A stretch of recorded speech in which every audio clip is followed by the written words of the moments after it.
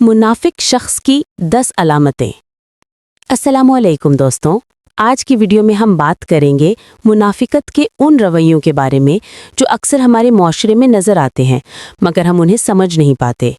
याद रहे कि हमारा मकसद किसी की ज़ात को निशाना बनाना नहीं बल्कि वो आदत समझना है जिनसे हम खुद को भी बचा सकें।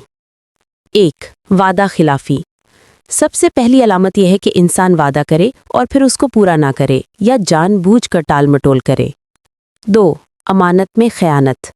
अगर किसी के पास कोई जिम्मेदारी या अमानत रखी जाए और वो इसका गलत इस्तेमाल करे, ये मुनाफिकत की वाज़ेह निशानी है। 3.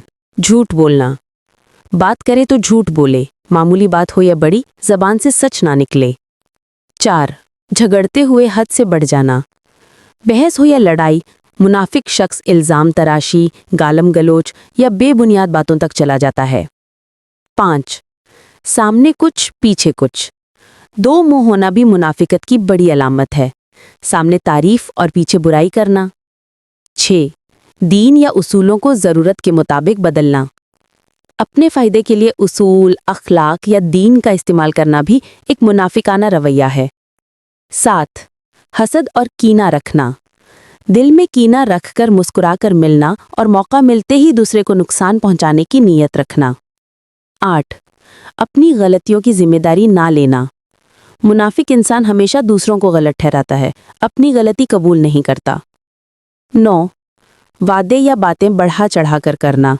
अपनी छवि बनाने के लिए झूठी बड़ी बड़ी बातें करना भी एक अलामत है। 10. नीयत का दोहरा मेयार।